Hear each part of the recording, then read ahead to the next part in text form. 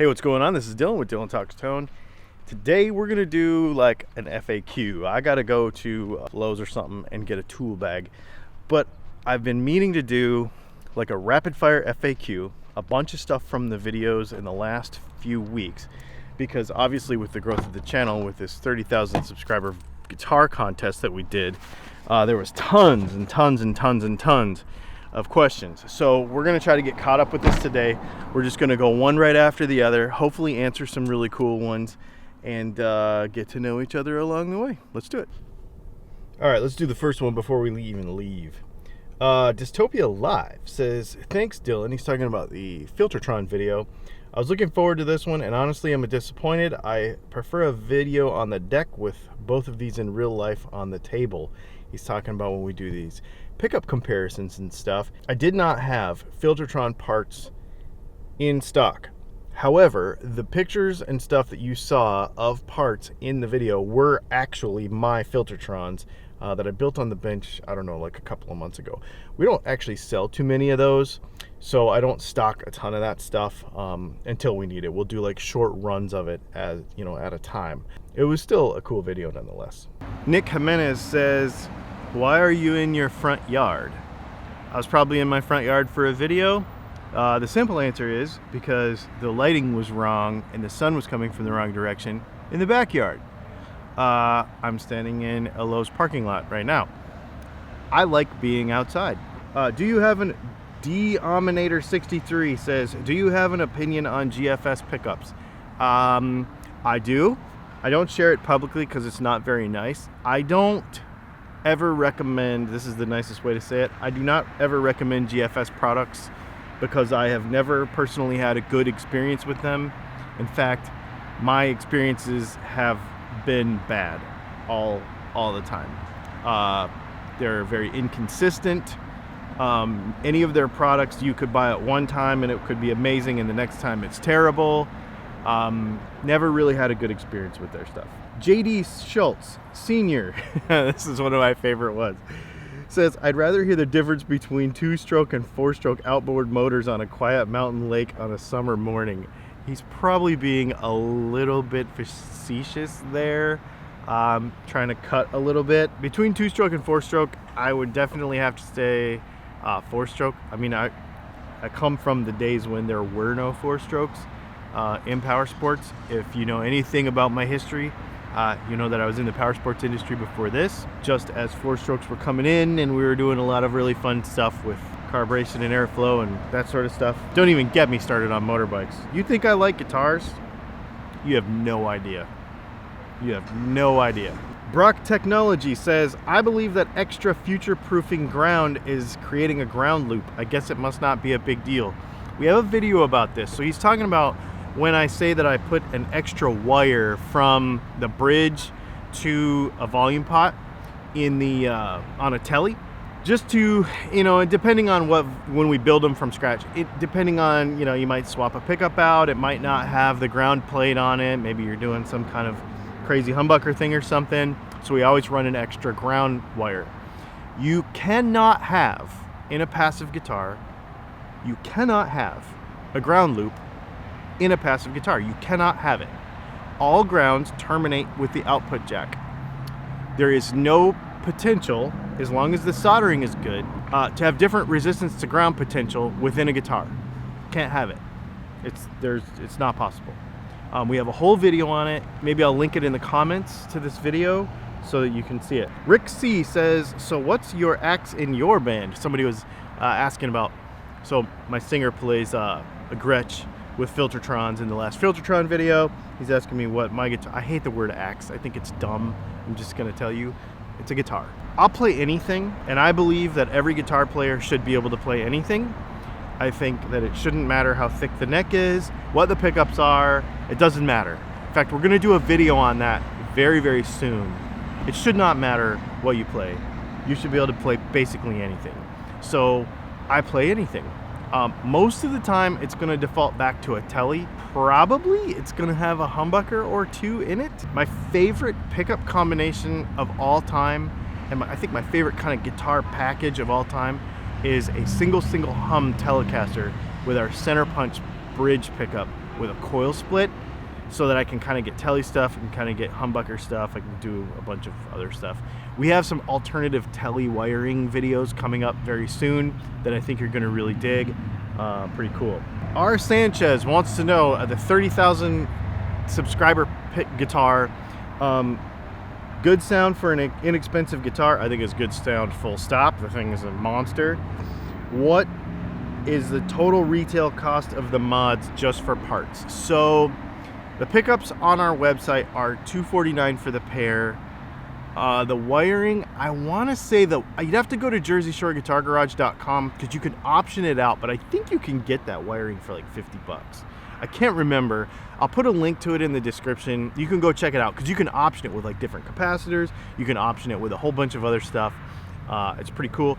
And then, you know, tuners are whatever you want to spend. I think I spent $60 or $80 for those Klusons, but those are like top line, as good as you could get. And honestly, those tuners that were on that guitar were sufficient for that guitar. We didn't actually have to change them, but I wanted to because we wanted to give somebody something nice. You know, a lot of these builds, because a lot of people, the guitar's only $200. Why are you putting all this money and time into blah, blah, blah, blah, blah? Well, it's because we want to. It's because it's fun. It's because guitar playing is fun. If we were down to exact necessity for everything about a musical instrument, we wouldn't do any of it. This is fun. Doing what I do is fun. So that's why I do it. And sometimes it doesn't seem reasonable, but it's fun, and that's all that matters. All right, so I got me a tool bag. Now, I guess the only other right thing to do would be like go to Starbucks, have a cup of coffee, and finish up this video.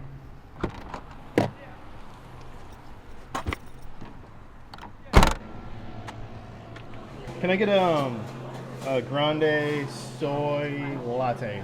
Nothing in it, no flavors, nothing. Alright, is it hot? Hot, please, yeah. Alright, grande hot soy latte, is that it? Yep. What's your name? Dylan. Thank you. Cool, thanks. Thank you. All right, Mark Zanoni says, a question to explore in some way. I'm trying to figure out why a guitar I own with stock pickups that measure 15K has less volume and push than guitars I own with pickups in the 8.5 range when the pickup height is identical. This is a fantastic question, and I think it really deserves its own video. However, to just, like, let's put it in a nutshell, the frequency response of the pickup is more important than the DC resistance of the pickup. The DC resistance of the pickup, all that does is it just tells you pretty much how much wire is on the pickup. It doesn't even give you a good indication of the overall output because we don't know what magnets are in it.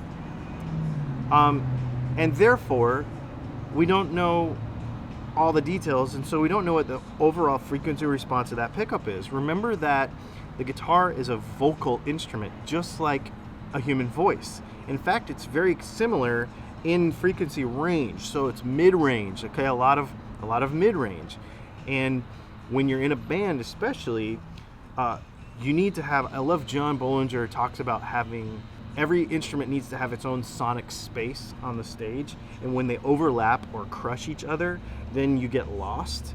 And so everybody thinks that output is going to put me above something else.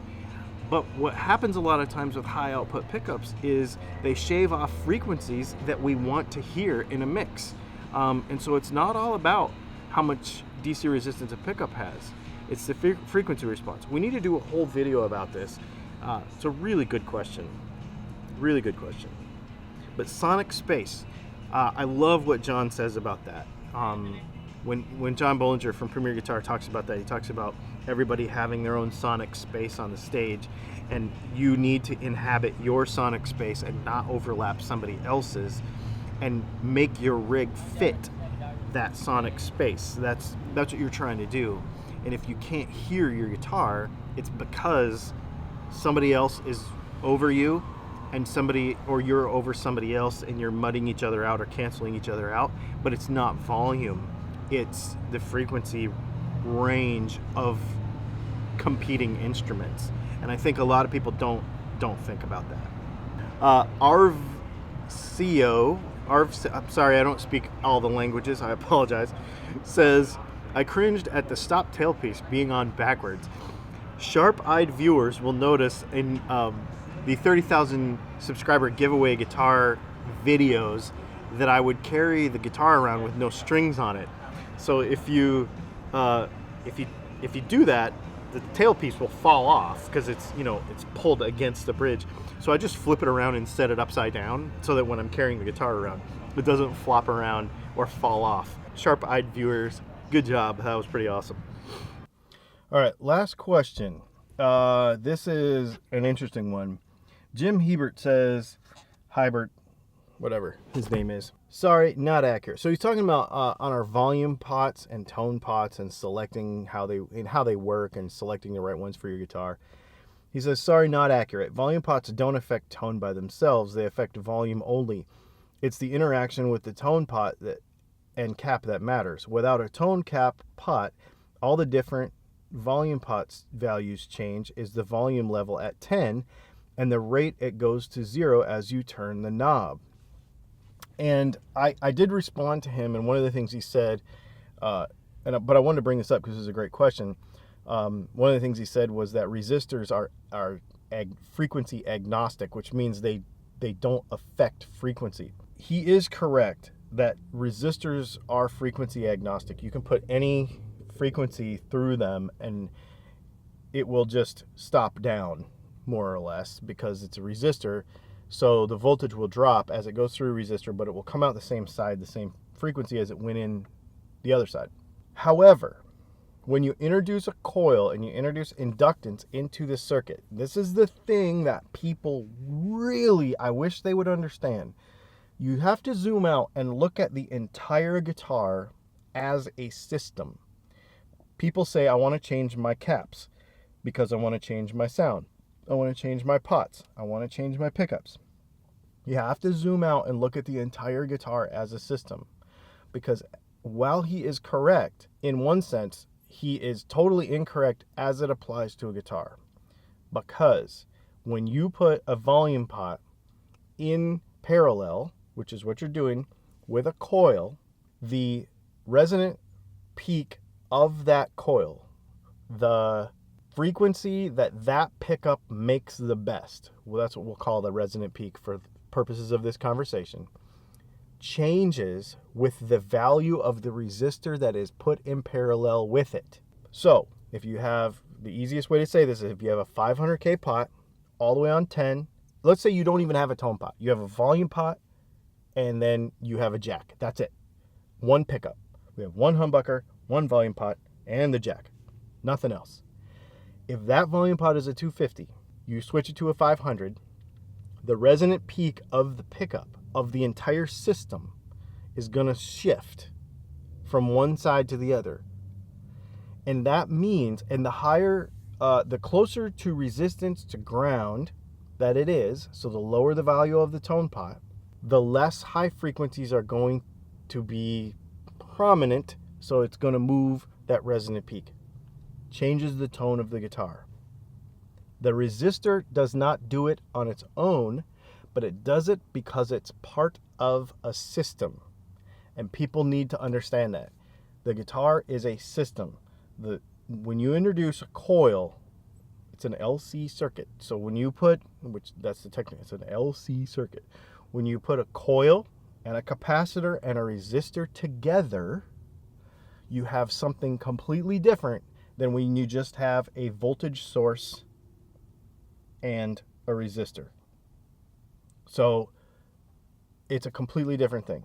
Very interesting question though. If any of this stuff has brought up questions for you, I know we just went rapid fire through them. I know it's not going to be the most popular video on the channel, but I just wanted to do it. It was really fun. And thanks for hanging out with me. You know what? Yeah, it was a little loud at the Starbucks. I wish it was a little quieter, but whatever. It's cool. We had fun. And if you have any questions, anything you want to add, and put it in the comments. Maybe we'll do another one. Maybe we'll do one of these like once a month or something. If you're new to the channel, hit subscribe, all that stuff. You know the drill. And If you want to help us out in any of these projects that we're doing and the stuff that we're giving away, you can check out the Patreon thing. Thank you all so much for being a part of the 30,000 subscriber guitar giveaway. We're going to do it again. We have a video coming up where we actually go and give the guy the guitar, which is really cool. We have a video series coming up on guitar setup. We have a video series coming up on the history of Telecaster wiring and Stratocaster wiring, which is very, very cool. 2 separate videos. We have another build coming up hopefully next week or the week after. So we have tons of stuff in the can, man. Like I'm shooting and shooting and shooting and shooting. It's really, really cool. Plus, because of all of you loving what we do, we're making a ton of pickups. It's been really, really busy. So thank you so much, and we will see you next time.